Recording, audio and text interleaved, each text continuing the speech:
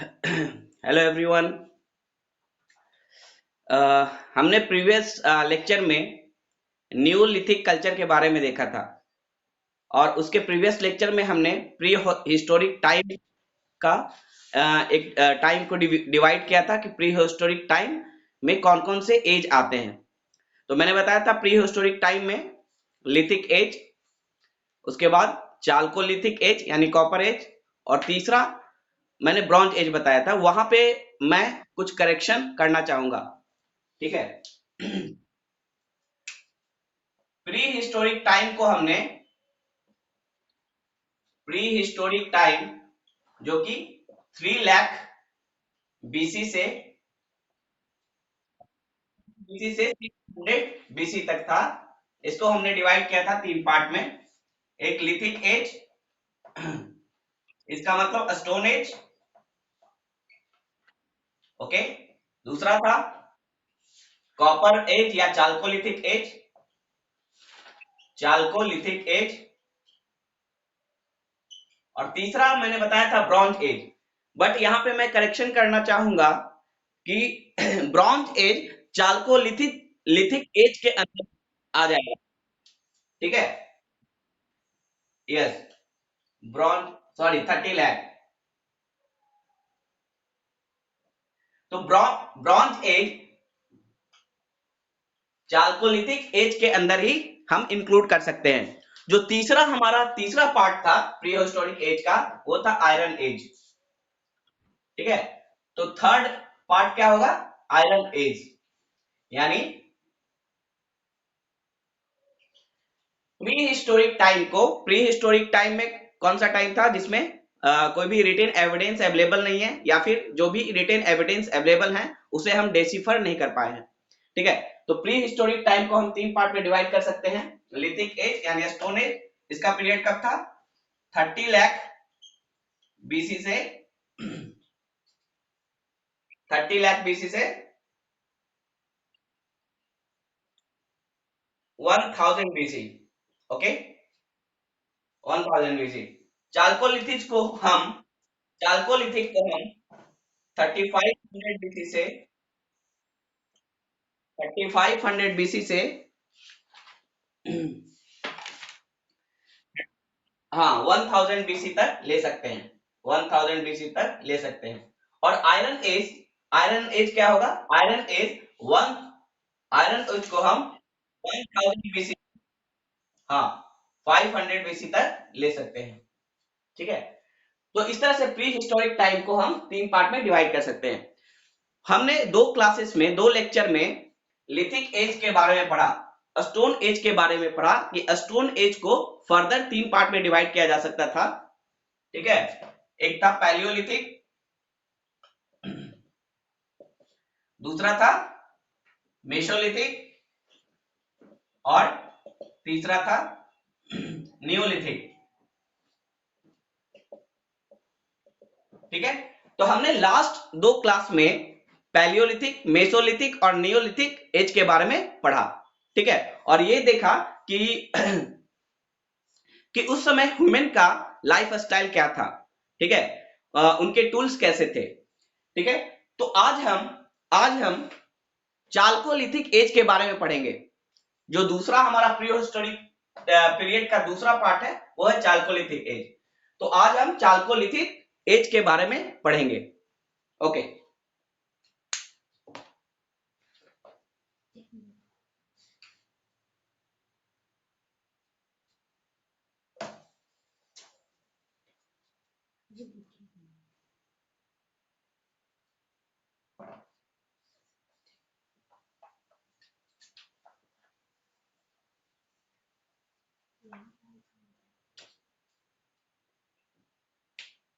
Chalcolithic as,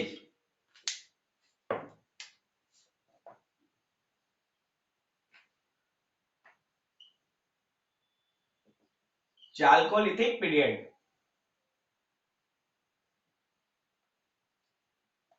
3500 BC to 1000 BC, okay. देखिए, जैसा कि हमने पहले डिस्कस किया था कि चाल्कोलिथिक का मतलब क्या होता है।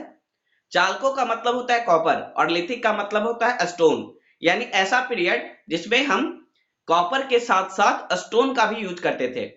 ठीक है, इससे पहले हम सिर्फ स्टोन का यूज करते थे टूल्स को बनाने में या इंप्लीमेंट्स को बनाने में। ठीक है, लेकिन चालकोलिथिक पीरियड से क्या हुआ, स्टोन के साथ साथ हम कॉपर का भी यूज करने लगे। इसका मतलब कि चालकोलिथिक एज में मानव पहली बार किसी धातु का उपयोग करना स्टार्ट किया। ठीक है, और अगर आपसे कोई क्वेश्चन पूछता है कि सबसे पहला धातु कौन सा था, सबसे पहला मेटल, ठीक है, सबसे पहला मेटल कौन सा था जिसे ह्यूमन ने यूज करना स्टार्ट किया, तो आंसर होगा कॉपर। क्योंकि ओके हाँ, तो copper was the first metal used by the human being, used by the human being. Okay, तो चालकोलिथिक का मतलब होता है तांबा, कॉपर मतलब तांबा, कॉपर प्लस स्टोन। ओके, तो यहां हम देखते हैं कि चालकोलिथिक एज में कॉपर का इस्तेमाल हुआ। ठीक है, उसके बाद कॉपर के बाद अगर हम धातु के इस्तेमाल को अगर स्टडी करें, मेटल के यूज को स्टडी करें, तो कॉपर के बाद ब्रॉन्ज, कॉपर के बाद ब्रॉन्ज, गोल्ड, सिल्वर, ठीक है, और सबसे लास्ट में आयरन का इस्तेमाल किया गया। सबसे लास्ट में आयरन का इस्तेमाल किया गया, जो कि आयरन एज में हम लोग पढ़ेंगे। तो सबसे पहला जो मेटल यूज हुआ वो था कॉपर। कॉपर के बाद बहुत सारे मेटल्स यूज हुए, जैसे आप इंडस वैली सिविलाइजेशन में देखेंगे कि कॉपर के साथ साथ ब्रॉन्ज भी यूज होता था। ठीक है, गोल्ड भी यूज होता था, आयरन भी यूज होता था, सॉरी आयरन नहीं, गोल्ड, सिल्वर भी यूज होता था, बट आयरन सबसे लास्ट में यूज किया गया, मतलब ह्यूमन बीइंग के द्वारा आयरन सबसे लास्ट में यूज किया गया। और कब यूज किया गया, आयरन एज में। ठीक है, तो वो हम अलग से पढ़ेंगे, यहाँ पे सिर्फ हम चालकोलिथिक के बारे में पढ़ रहे हैं।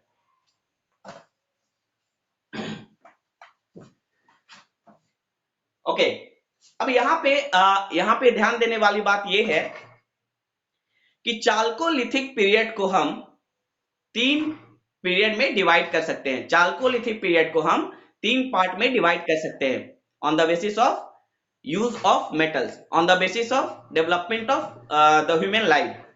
तो चालकोलिथिक पीरियड को हम 3 पार्ट में डिवाइड कर सकते हैं।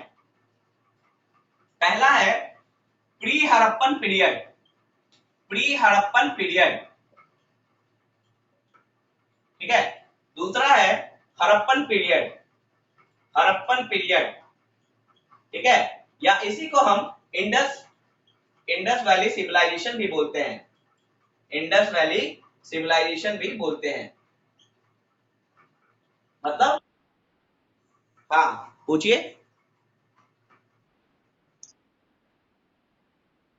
हाँ,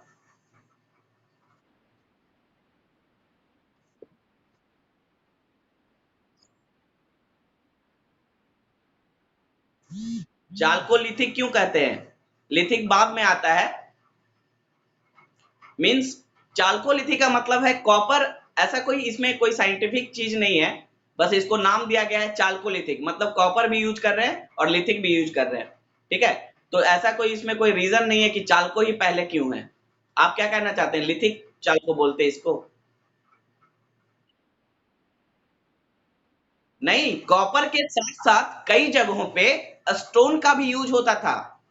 ठीक है, आप यहाँ पे देखेंगे कि चालकोलिथिक को 3 पीरियड में डिवाइड किया गया है, pre Harappan period, Harappan period और तीसरा है पोस्ट हड़प्पन पीरियड।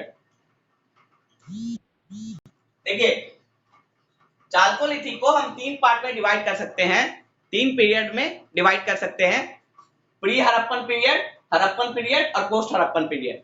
चालकोलिथिक कहने का मतलब स्टोन का अभी भी यूज होता था, बहुत सारे टूल्स अभी भी स्टोन के बनाए जाते थे। ठीक है, खासकर प्री हड़प्पन पीरियड और पोस्ट हड़प्पन पीरियड में, खासकर प्री हड़प्पन पीरियड और पोस्ट हड़प्पन पीरियड में स्टोन का यूज किया जाता था। बहुत सारे ऐसे लोकल कल्चर थे जहां पे स्टोन का अभी भी टूल्स बनाए जाते थे। ठीक है, हड़प्पन में थोड़ा स्टोन का कम यूज होने लगा, हड़प्पन पीरियड में स्टोन का बहुत ही कम यूज हुआ, ज्यादातर कॉपर या फिर ब्रॉन्ज का यूज किया जाता था। हड़प्पन पीरियड में ज्यादातर कॉपर या ब्रॉन्ज का यूज किया जाता था। लेकिन इससे पहले हड़प्पन प्री हड़प्पन पीरियड में और इसके बाद पोस्ट हड़प्पन पीरियड में जो कल्चर था, कैसा कल्चर था? विलेज कल्चर था। मतलब हड़प्पन से पहले भी विलेज कल्चर था और हड़प्पन के बाद भी विलेज कल्चर था। और यहाँ पे स्टोन टूल्स का इस्तेमाल बहुत ही वाइड रेंज में किया जाता था। इसलिए इस सारे पीरियड्स को हम चाल्कोलिथिक कहते हैं। स्टोन्स का यूज होना बंद नहीं हुआ था, लेकिन हाँ, हड़प्पन पीरियड में स्टोन का यूज बहुत ही कम होता था, क्योंकि ज्यादातर इस्तेमाल किन चीजों का होता था? कॉपर का या फिर ब्रॉन्ज का। ठीक है, और इसी को जो हड़प्पन पीरियड है, इसी में जो सिविलाइजेशन डेवलप हुआ उसी को हम इंडस वैली सिविलाइजेशन बोले।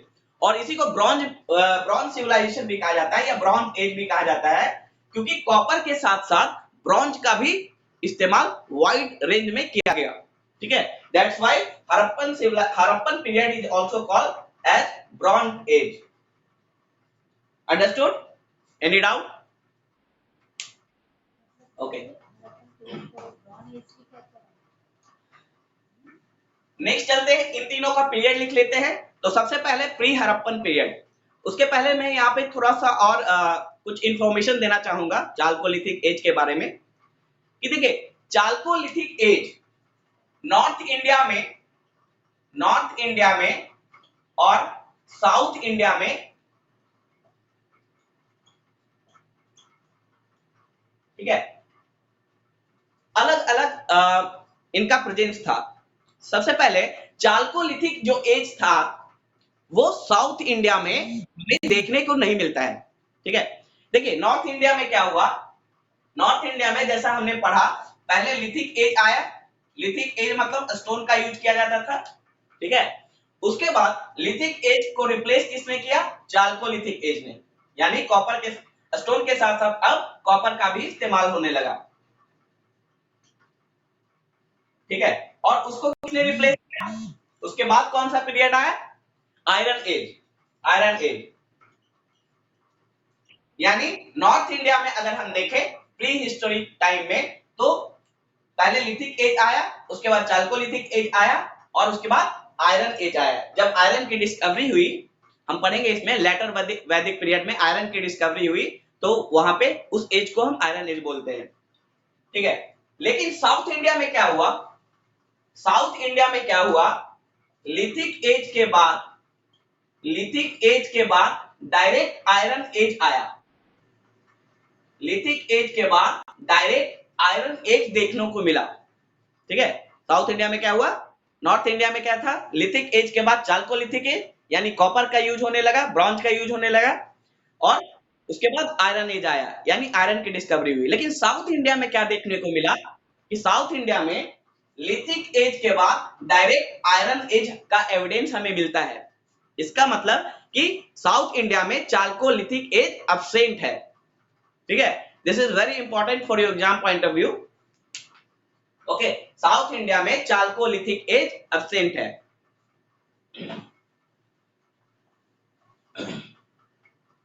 ओके, नेक्स्ट चलते हैं हम लोग।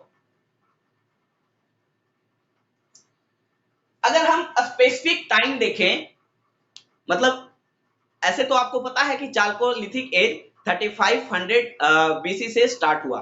ठीक है, और उसमें कॉपर का यूज एक्सटेंसिव लेवल पे होने लगा।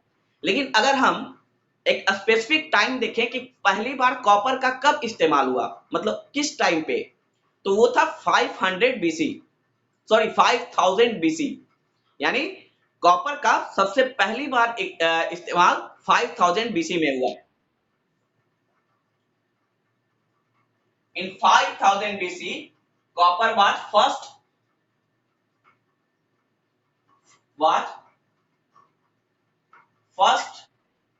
used, ठीक है, by human being. Copper was first used by the human being. Okay, लेकिन जब चाल्कोलिथिक कब से स्टार्ट होता है? 3500 बीसी से। इसका मतलब 3500 बीसी से कॉपर का एक्सटेंसिव लेवल पे यूज होने लगा, मतलब बहुत ही एक्सटेंसिव यूज होने लगा। ठीक है, लेकिन फर्स्ट टाइम कॉपर कब यूज हुआ था? 5000 बीसी में। Okay,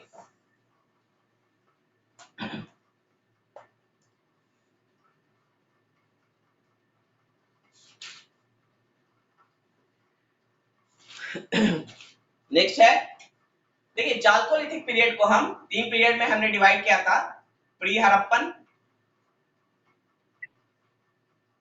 Harappan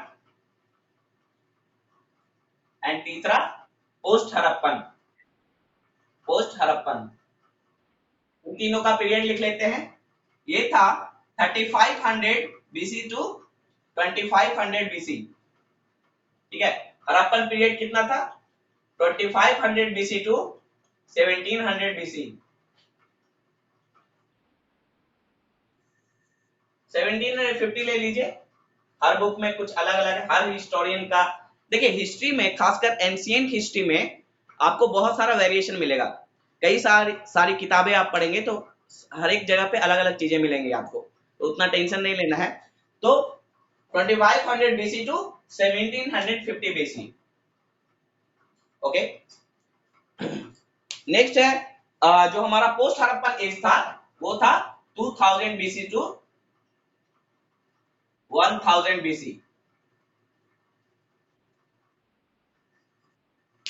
2000 BC to 1000। मैंने बोला है कभी भी टाइम एकदम से सेपरेट नहीं होता है, वो ओवरलैपिंग होता है, ठीक है। तो पोस्ट हड़प्पन का पीरियड क्या था? 2000 बीसी टू 1000 बीसी। देखिए प्री हड़प्पन बीसी क्या था? प्री हड़प्पन पीरियड क्या था? Pre Harappan period was the connecting link between Neolithic and Chalcolithic period. Pre-Harappan period was the connecting link between Neolithic period and Harappan period, ठीक है। तो जो प्री हड़प्पन पीरियड है, इसमें कोई बड़ा सिविलाइजेशन डेवलप नहीं हुआ। प्री हड़प्पन पीरियड में कोई बड़ा सिविलाइजेशन डेवलप नहीं हुआ, ठीक है। यहाँ पे कुछ लोकल सिविलाइजेशन, लोकल कल्चर ही प्रेवलेंट थे। समझ में आया? ये क्या था? एक पीरियड, एक लिंक था इसके बीच में, नियोलिथिक कल्चर और हड़प्पन कल्चर के बीच में एक लिंक था, ठीक है। जितने भी आप पीरियड्स देखेंगे उसमें कुछ ना कुछ कल्चर्स होता है, कोई ना कोई सिविलाइजेशन डेवलप होता है। लेकिन प्री हड़प्पन पीरियड में कोई भी बड़ा सिविलाइजेशन या बड़ा कल्चर नहीं था, कुछ लोकल कल्चर थे, ठीक है। और ये क्या था? ये लिंक था किसके बीच में? नियोलिथिक कल्चर और हड़प्पन कल्चर के बीच में एक लिंक था। और ये कैसा था? ये कैसे, इसकी इकोनॉमी कैसी थी? इसकी इकोनॉमी थी रूरल इकोनॉमी, रूरल इकोनॉमी या फिर विलेज कल्चर, विलेज कल्चर, ठीक है। मैंने आपको बताया कि प्री हड़प्पन पीरियड में कोई बड़ा सिविलाइजेशन डेवलप नहीं हुआ था, कोई बड़ा कल्चर डेवलप नहीं था, कुछ लोकल कल्चर थे, कुछ लोकल लेवल पे हर जगह का अपना अपना कल्चर था। और ये जो इकोनॉमी कैसी थी? रूरल इकोनॉमी थी या फिर विलेज इकोनॉमी थी। In spite of use of metals they were generally rural, ठीक है। भले ही वो मेटल्स का यूज करना स्टार्ट कर चुके थे, लेकिन अभी भी इनकी इकोनॉमी कैसी थी? रूरल इकोनॉमी थी। यानी ज्यादातर जो आपको सेटलमेंट दिखेगा वो विलेज के रूप में दिखेगा, ठीक है। दूसरा है हड़प्पन पीरियड, ठीक है, 2500 बीसी से 1750 बीसी। तो हड़प्पन पीरियड में एक बहुत ही बड़ा, बहुत ही प्रभावशाली सिविलाइजेशन का डेवलपमेंट हुआ, जिसे हम इंडस वैली सिविलाइजेशन बोलते हैं। यानी हड़प्पन पीरियड में वर्ल्ड का, बोल सकते हैं कि वर्ल्ड का सबसे बड़ा सिविलाइजेशन, वर्ल्ड का सबसे बड़ा सिविलाइजेशन डेवलप हुआ, जिसे हम इंडस वैली सिविलाइजेशन बोलते हैं, ठीक है। और ये सिविलाइजेशन कैसा था? अर्बन कल्चर था, ठीक है। हड़प्पन जो हमारा हड़प्पन सिविलाइजेशन था, फिर इंडस वैली सिविलाइजेशन था, वो कैसा था? It's a urban culture, it was urban culture. यानी यहाँ पे लाइफ कैसा था? अर्बन था। यानी प्री हड़प्पन पीरियड में रूरल कल्चर से, रूरल इकोनॉमी से हम लोग अर्बन कल्चर की तरफ शिफ्ट हुए, अर्बन कल्चर की तरफ शिफ्ट हुए, ठीक है। और इसे हम डिटेल में पढ़ेंगे, हड़प्पन पीरियड को यानी इंडस वैली सिविलाइजेशन को हम डिटेल में सेपरेट लेक्चर में पढ़ेंगे, ठीक है। यहाँ पे सिर्फ मैं बता रहा हूं कि कैसे कल्चर शिफ्ट हुआ, ठीक है।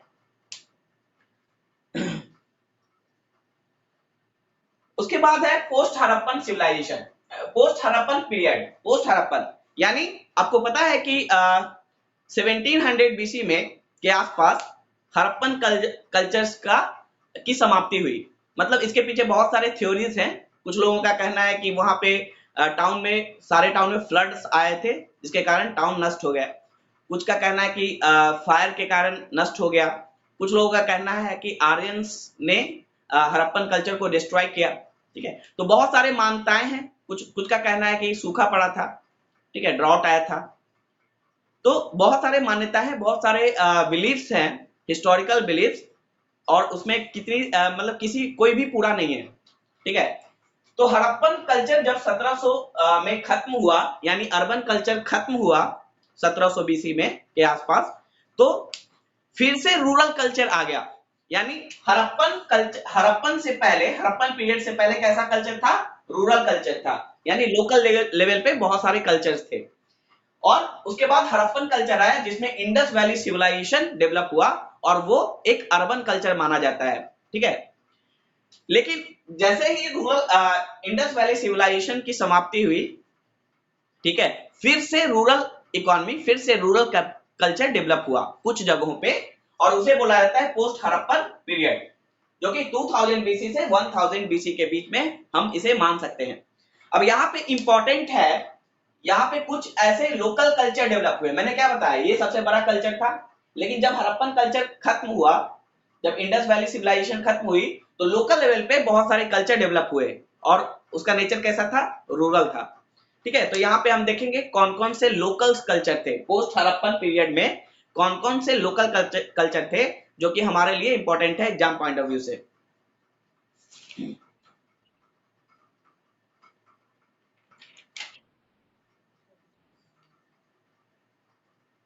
ठीक है, तो सबसे पहला है अहर कल्चर।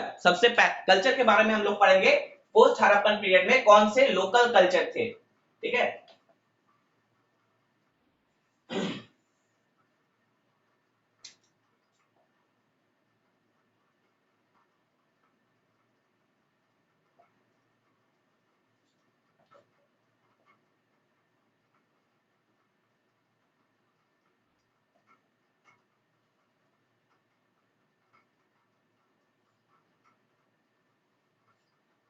सबसे पहला है post Harappan period. It means 2000 BC to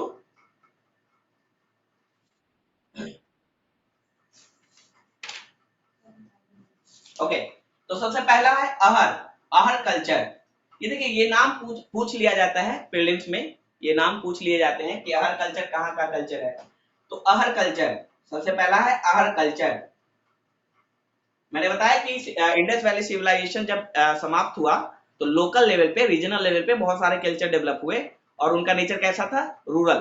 ठीक है, तो उसमें से सबसे पहला कल्चर है अहर कल्चर। अहर कल्चर का रीजन क्या है? मतलब कौन से क्षेत्र में था, कौन से क्षेत्र में अहर कल्चर डेवलप हुआ? राजस्थान में। राजस्थान में अहर कल्चर कहाँ डेवलप हुआ था? राजस्थान में। राजस्थान में। दूसरा कल्चर है, दूसरा कल्चर है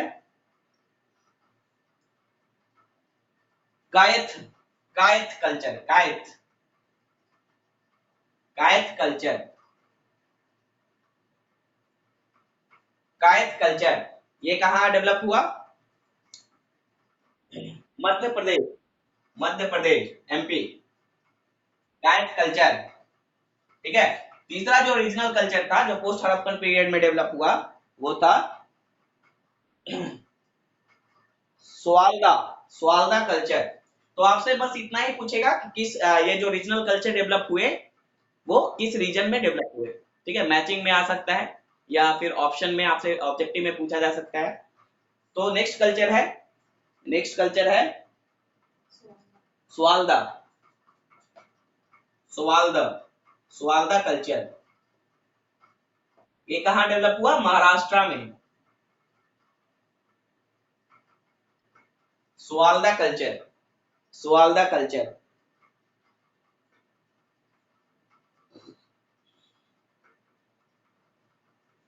ओके, क्लियर? कुछ और कल्चर है यहाँ पे। नेक्स्ट कल्चर है, नेक्स्ट जो कल्चर है वो है प्रभास, चौथा प्रभास, प्रभास, या इसी को कहा जाता है, या इसी को दूसरा नाम है प्रभास पट्टन, प्रभास पट्टन, प्रभास पट्टन कल्चर। ठीक है, ये कहां पे डेवलप हुआ? गुजरात, ये गुजरात में, गुजरात वाले रीजन में डेवलप हुआ ये कल्चर। नेक्स्ट है, नेक्स्ट जो कल्चर है वो है नेवदा टोली, नेवदा टोली, टोली, टोली शब्द का मतलब क्या होता है? कल्चर, एक टोला, टोली, उसी से आया नेवदा टोली। ठीक है, नेवदा टोली, या इसी को मालवा कल्चर बोलते हैं, या इसी को मालवा कल्चर बोलते हैं, मालवा कल्चर। ये कहां डेवलप हुआ? ये भी मध्य प्रदेश में, मालवा रीजन किधर है? मध्य प्रदेश में। तो मालवा कल्चर कहां डेवलप हुआ? मध्य प्रदेश में। ओके, नेक्स्ट कल्चर है, नेक्स्ट कल्चर है 6, नेक्स्ट कल्चर है हमारा बिहार में चिरांद, चिरांद या चिरंद, चिरांद कल्चर, ये बिहार में डेवलप हुआ। इसके बारे में हमने पढ़ा है। ये जगह कहां पे है, किस डिस्ट्रिक्ट में है? ये सारण डिस्ट्रिक्ट में है, सारण मतलब छपरा, सारण डिस्ट्रिक्ट में ये है। ठीक है, चिरांद कल्चर, और ये कहां डेवलप हुआ? बिहार में, बिहार के सारण डिस्ट्रिक्ट में। ओके,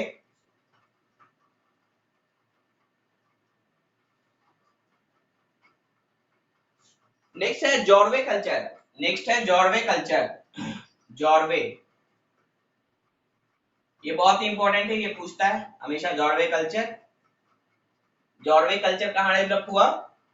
तो जॉर्वे कल्चर महाराष्ट्र में, ये बहुत ही इंपॉर्टेंट कल्चर है, बहुत ही, मतलब इन सारे कल्चर्स में से जॉर्वे कल्चर थोड़ा सा एडवांस था, मतलब उसकी वैल्यू थी कुछ। ठीक है, वो सिग्निफिकेंट, उसकी उसका कुछ सिग्निफिकेंस था, इसलिए जॉर्वे कल्चर बहुत ही इंपॉर्टेंट माना जाता है उस टाइम का। जॉर्वे कल्चर ये महाराष्ट्र में डेवलप हुआ। मतलब आपसे अगर पूछे चालकोलिथिक एज में, चालकोलिथिक टाइम के ये सारे, तो बहुत सारे कल्चर डेवलप हुए थे रीजनल लेवल पे, उनमें से कौन कौन से कल्चर हैं? तो जॉर्वे कल्चर उसमें सबसे इंपॉर्टेंट माना जाता है, और ये महाराष्ट्र में डेवलप हुआ था। ओके, इनका टाइम पीरियड दिया हुआ है, बट इतना जानने की जरूरत नहीं है। बस याद रखना है कि पोस्ट हड़प्पन पीरियड में बहुत सारे रीजनल कल्चर डेवलप हुए थे। ठीक है, और किस रीजन में थे उसको याद रखना है। Rangpur culture, Rangpur culture, last one is Rangpur culture, और ये डेवलप हुआ था गुजरात में। ठीक है, रंगपुर गुजरात में है, रंगपुर में भी आपको बहुत सारे साइट्स मिलेंगे, इंडस वैली का भी। ठीक है, और ध्यान रखना है कि ये सारे कल्चर लगभग हड़प्पन के बाद वाले कल्चर हैं, मतलब या तो उसी के टाइम, उसी के आसपास हैं, या फिर उसके बाद वाले कल्चर हैं। ठीक है, यानी हड़प्पन सिविलाइजेशन के खत्म होने के बाद का ये सारा कल्चर है। भले ही ये कल्चर कैसे है, इनका नेचर कैसा है, रूरल है। ठीक है, बट ये हड़प्पन के बाद वाले कल्चर हैं। ठीक है, इसका मतलब कि हड़प्पन सिविलाइजेशन में हमने कैसा कल्चर देखा? टाउन कल्चर देखा, अर्बन कल्चर देखा, और उसके बाद भी रूरल, एक बार फिर से हम लोग रूरल कल्चर में, हमारे यहाँ रूरल कल्चर डेवलप हो गया। ओके, तो नेक्स्ट आते हैं, इसमें हम हड़प्पन जो कल्चर है हमारा, हड़प्पन सिविलाइजेशन है, वो अलग से हम सेपरेट लेक्चर में पढ़ेंगे, हड़प्पन सिविलाइजेशन को डिटेल में। ठीक है, अब जो नेक्स्ट हमारा प्री हिस्टोरिक टाइम का, प्री हिस्टोरिक पीरियड्स का जो नेक्स्ट जो पीरियड था वो क्या था? Iron as. चालकोलिथिक के बाद कौन सा था? Iron age. उसके बारे में हम यहाँ पढ़ेंगे।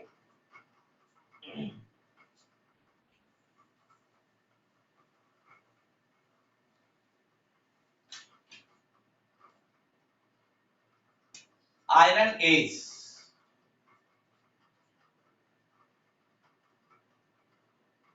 आयरन एज, ठीक है, 1000 बीसी टू 500 बीसी, ठीक है, 1000 बीसी टू 500 बीसी। और इस समय जो कल्चर डेवलप हुआ था आयरन एज के टाइम में, जो कल्चर डेवलप हुआ उसको हम बोलते हैं लेटर वैदिक कल्चर, ठीक है, या फिर लेटर वैदिक, इसको लेटर वैदिक पीरियड भी बोलते हैं, लेटर वैदिक पीरियड, ठीक है। और इस समय कैसा कल्चर था? वैदिक कल्चर था, वैदिक कल्चर था। आगे मैं बताऊंगा कि वैदिक कल्चर कब स्टार्ट हुआ था। वैदिक कल्चर आगे हम पढ़ेंगे इसको डिटेल में अलग से, वैदिक कल्चर को हम डिटेल में अलग से पढ़ेंगे।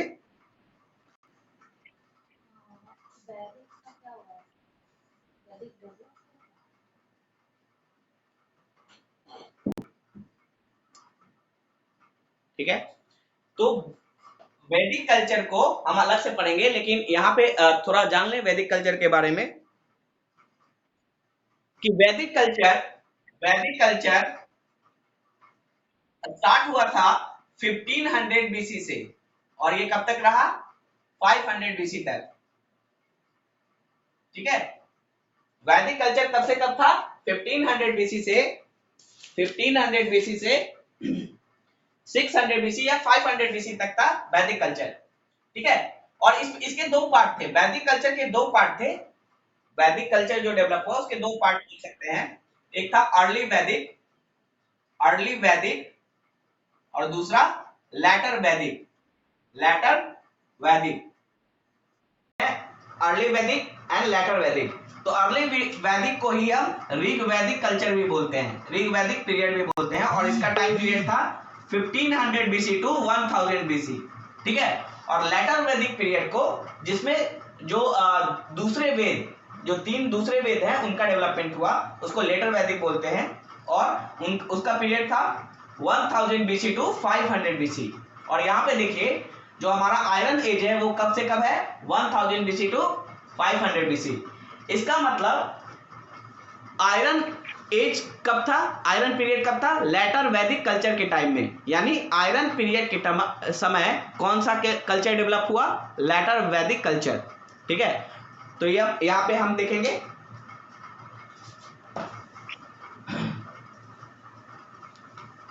इसका मतलब जो अर्ली वैदिक कल्चर था उसमें आयरन के बारे में लोगों को पता नहीं था, अर्ली वैदिक कल्चर में लोगों को आयरन के बारे में पता नहीं था। लेटर वैदिक जब कल्चर डेवलप हुआ, लेटर वैदिक का मतलब जिसमें बाकी सारे वेद डेवलप हुए। हम जानते हैं कि 4 वेद होता है, ठीक है। सबसे पहले ऋग्वेद, अथर्ववेद, सामवेद और यजुर्वेद। तो ऋग वैदिक टाइम में यानी अर्ली वैदिक कल्चर में, अर्ली वैदिक पीरियड में, यानी 1500 बीसी टू 1000 बीसी में सिर्फ ऋग्वेद का निर्माण हुआ था, इसीलिए इसे अर्ली वैदिक पीरियड या फिर ऋग वैदिक पीरियड बोला जाता है।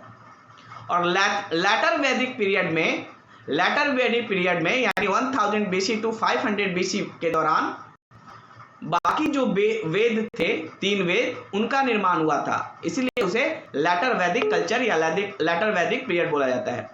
तो आयरन एज का मतलब, आयरन पीरियड का मतलब कि आयरन का इस्तेमाल कब से होना स्टार्ट हुआ, ठीक है। जिसमें आयरन का इस्तेमाल होना स्टार्ट हुआ उसी को हम आयरन एज कहते हैं।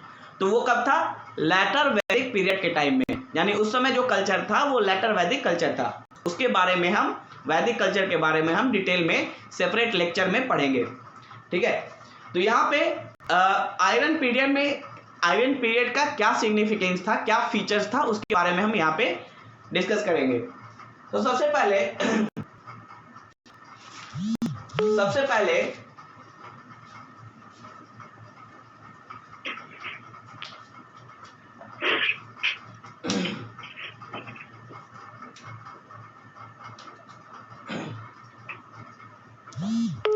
in which age men use the implements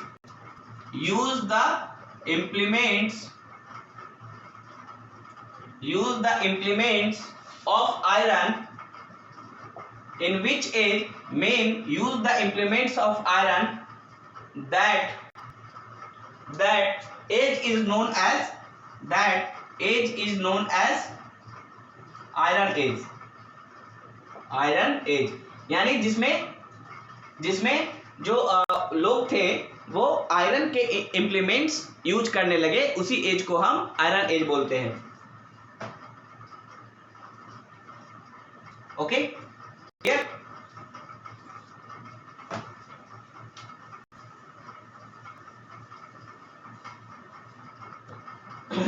okay तो सबसे पहले यहां पे देखते हैं कि इसका लिटरेरी एविडेंस क्या था। लिटरेरी एविडेंस क्या था?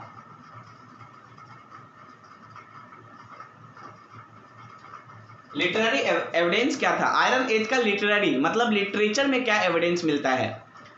तो देखिए ऋग्वेद में एक टर्म यूज किया गया है, ऋग्वेद में एक टर्म यूज किया गया है, ऋग्वेद में एक टर्म यूज किया गया है। कौन सा टर्म है?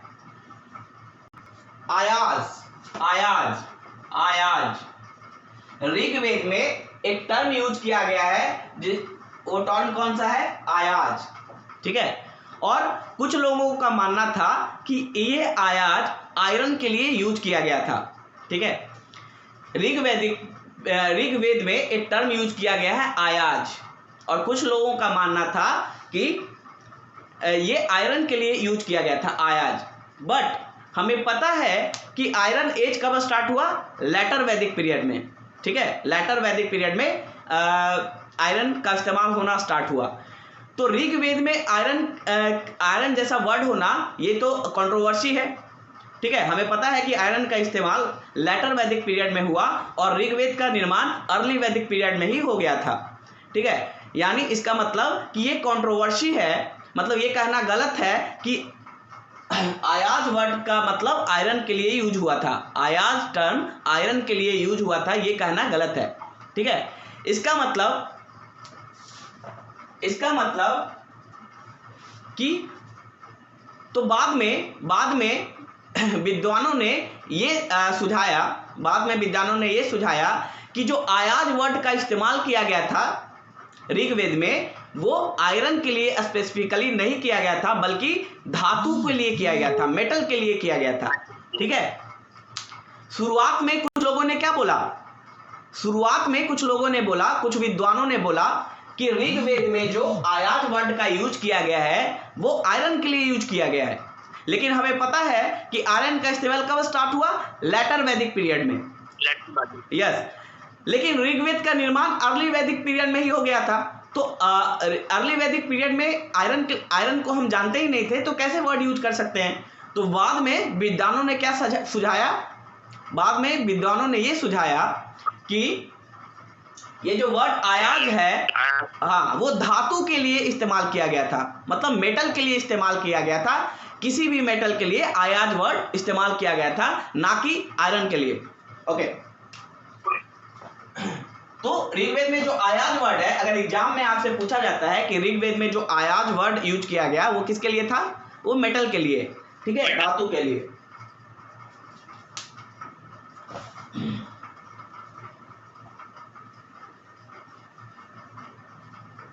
ओके, नेक्स्ट जो इंपॉर्टेंट फैक्ट है यहाँ पे, अब देखिए लेटर वैदिक एज में हमें पता है कि आयरन का इस्तेमाल कब स्टार्ट हुआ? लेटर वैदिक पीरियड में। तो लेटर वैदिक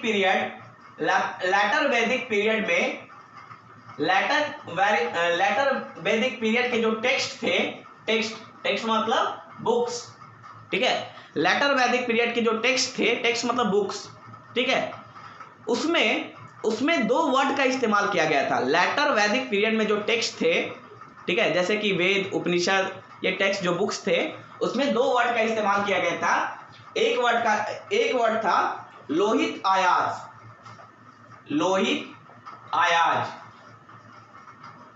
ठीक है, लोहित आयाज, और दूसरा वर्ड था कृष्णा आयाज।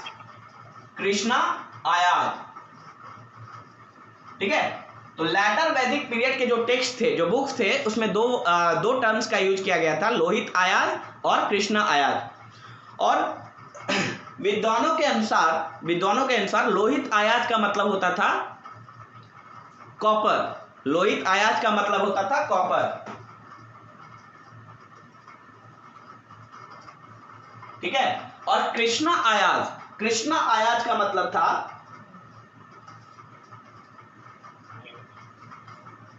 आयरन, कॉपर मेटल एंड ये आयरन मेटल, ठीक है। लोहित आयाज का मतलब कॉपर मेटल के लिए यूज होता था टर्म, और कृष्णा आयाज आयरन मेटल के लिए यूज होता था लेटर वैदिक पीरियड के टेक्स्ट में। चूंकि लेटर वैदिक पीरियड में आयरन का इस्तेमाल हुआ था स्टार्ट, ठीक है, तो उसके टेक्स्ट में आयरन का मिलना स्वाभाविक है, इसमें कोई कंट्रोवर्सी की जरूरत नहीं है, इसमें कोई भी कंट्रोवर्सी का कोई गुंजाइश नहीं है। ये लेटर वैदिक पीरियड में ही आयरन का फर्स्ट एविडेंस हमें मिला है इस्तेमाल का, और इसके टेक्स्ट में आयरन के लिए वर्ड यूज किया गया था जो थी कृष्णा का मतलब होता है ब्लैक, ठीक है। कृष्णा का जो जनरल मीनिंग होता है कृष्ण पक्ष, आपने सुना होगा शुक्ल पक्ष और कृष्ण पक्ष। तो कृष्ण पक्ष का मतलब होता है ब्लैक मतलब ब्लैक। तो जो ब्लैक धातु होता था, जैसे आयरन कैसा है, ब्लैक टाइप का धातु है, तो इसीलिए इसे कृष्णा आयाज बोला गया। उसके बाद नेक्स्ट जो लिटरेरी एविडेंस मिला है आयरन के लिए,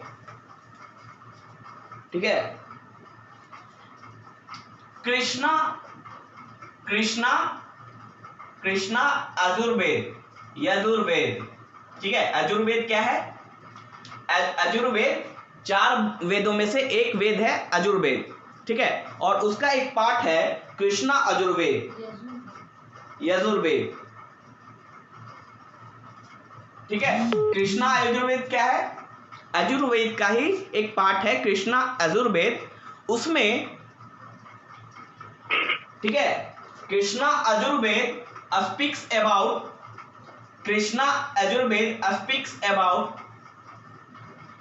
6, 12 and 24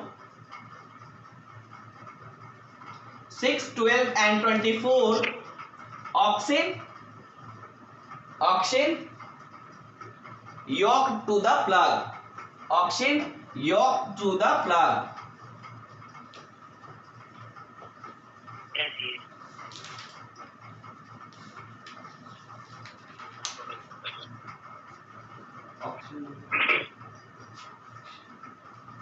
ठीक है। कृष्णा यजुर्वेद क्या बोलते हैं? 6, 12 और 24 ऑक्शन योग टू द प्लग। ऑक्शन क्या होता है? ऑक्शन क्या होता है? ऑक्स से बना, हाँ, ऑक्स का plural, okay. Means Krishna Yajurveda क्या बोलता है कि जो प्लग यूज होता था, प्लग मतलब प्लॉ मतलब 6, 12, 24 क्या है? 6, 12, 24 क्या है? प्लॉ मतलब क्या होता है? प्लॉ जिसे खुदाई करते हैं, जमीन, कृषि के लिए, एग्रीकल्चर फील्ड, हाँ, प्लॉ मतलब क्या बोलते हैं लोकल भाषा में, जो एग्रीकल्चर के लिए यूज करते हैं, जिससे जमीन को जोतते हैं, जुताई करते हैं, हल, प्लॉ का मतलब हल। तो 6, 12 और 24 ऑक्शन का मतलब ऐसे हल की बात की गई है, कृष्णा आयुर्वेद में ऐसे हल की बात की गई है जिसमें 6, 12 और 24 बैल को हम बांध के वो करते थे, जुताई करते थे। मतलब ये हल इतने मजबूत होते थे कि एक हल में हम 6 बैल को, किसी हल में 12 बैल को, किसी में 24 बैल को उसमें बांधकर उससे जुताई करते थे। इसका मतलब ये हल कैसे थे? बहुत ही हैवी थे। ये हल कैसे थे? ये प्लॉ कैसे थे? बहुत ही हैवी थे, बहुत ही मजबूत थे। और इससे पता चलता है कि इन हलों का निर्माण, इन प्लॉ का निर्माण आयरन से हुआ था। इसलिए ठीक है। आयरन को प्रूव कृष्णा अजुर्वेद में जो अजुर्वेद का ही पार्ट है वेद का, तो उसमें बताया गया है कि उस टाइम 6, 12 और 24 बैलों से बंधे हुए हल का हम इस्तेमाल करते थे। इसका मतलब कि वो हल बहुत ही मजबूत होगा, बहुत ही हैवी होगा, तभी हमें 6 बैलों की जरूरत पड़ी, तभी हमें 12 बैलों की जरूरत पड़ी या 24 बैलों की जरूरत पड़ी थी। इसका मतलब वो हल कैसे थे, बहुत ही हैवी थे। और वो जो प्लॉवेयर था, प्लॉवेयर मतलब जो हल को जोतने वाला जो वो होता है जिससे जुताई करते हैं, वो आयरन का बना हुआ था, इसलिए ये भारी होते थे। ठीक है, अंडरस्टूड? यस। नेक्स्ट एविडेंस क्या है? नेक्स्ट एविडेंस है कि अथर्ववेद में जो हमारा तीसरा वेद है, वन ऑफ द वेद है, अथर्ववेद में डायरेक्टली मेंशन किया गया है प्लॉवेयर मतलब वही हल जो कि आयरन का बना हुआ था। ठीक है, in Atharvaveda the clear cut mention of ploughshare of iron is available. ठीक है, इन अथर्ववेद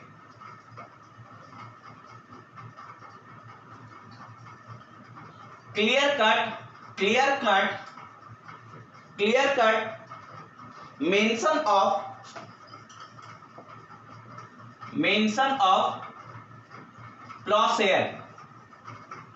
प्लॉवेयर का मतलब हल। ठीक है, ploughshare of iron is available, ploughshare of iron is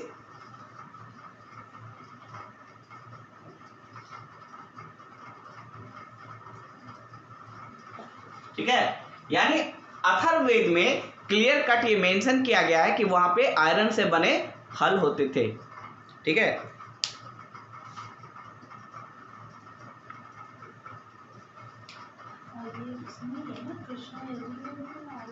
Atharvaveda is 4 वेद मैंने बताया।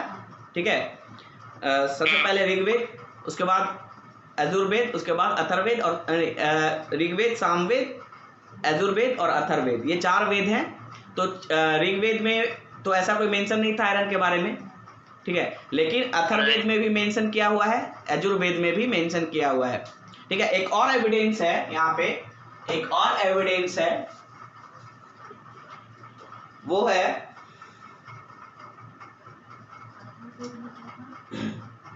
शतपथ ब्राह्मणास। शतपथ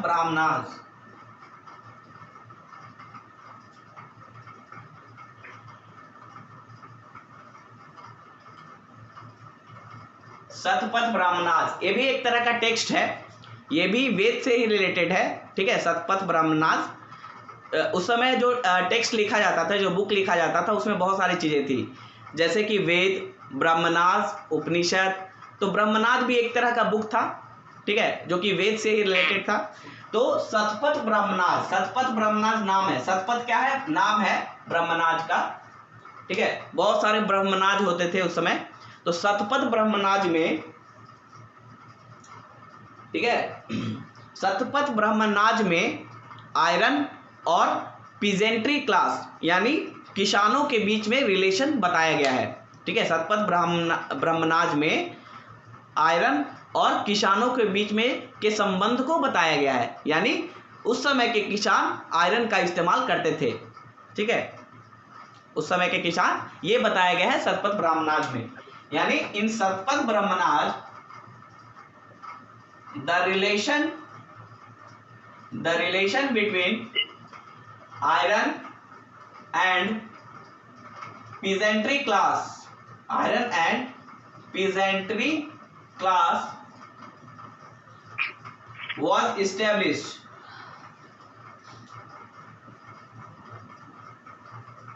ठीक है, तो शतपथ ब्राह्मण में ये रिलेशन बताया गया है कि जो उस समय के जो पीजेंट होते थे वो आयरन इंप्लीमेंट्स यूज करते थे। ओके,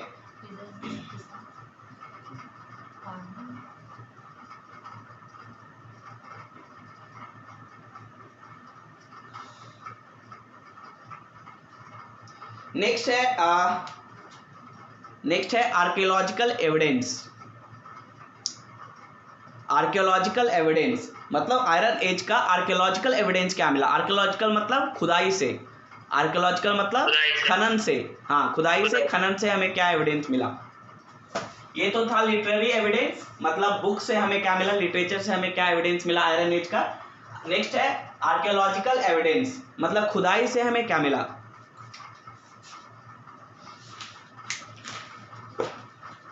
आर्कियोलॉजिकल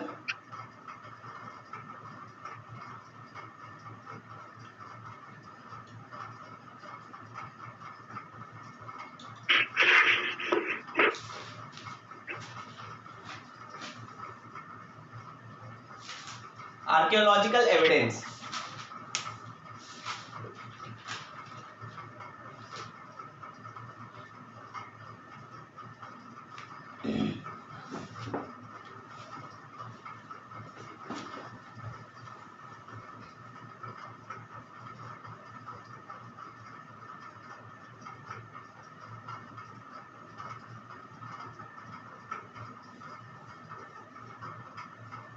देखिए हमें जनरली हमें गंगेटिक वैली से, ठीक है, हमें गंगेटिक वैली से कुछ एविडेंस मिले हैं, मतलब वहाँ के जो सिटीज़ थे गंगेटिक वैली में, यानी गंगा के किनारे जो सिटीज़ डेवलप हुए थे उन सिटीज़ को ऑब्जर्व करके, ठीक है, आर्कियोलॉजिस्ट ने ये बताया कि उस समय 1000 BC में आयरन का इस्तेमाल होना स्टार्ट हो चुका था। यानी गंगेटिक वैली में जो सिटीज़ हमें मिले, उसके जो एविडेंस हमें मिले, उसके आधार पे आर्कियोलॉजिस्ट ने ये इस्टेब्लिश किया कि 1000 BC में आयरन का इस्तेमाल होना शुरू हो गया था। ठीक है, तो हम यहाँ पे बोल सकते हैं कि the cities the evidence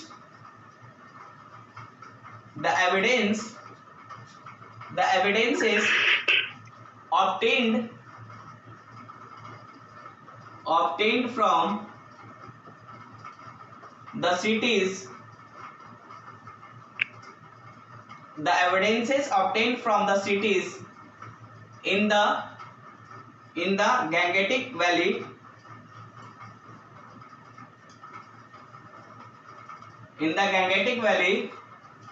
shows that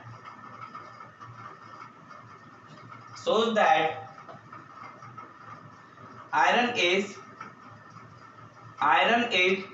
was started in 1000 BC. Was started in 1000 BC. तो ये हम एग्जाम में यूज कर सकते हैं इसको। ठीक है, हम we have to stop here because I don't have enough internet.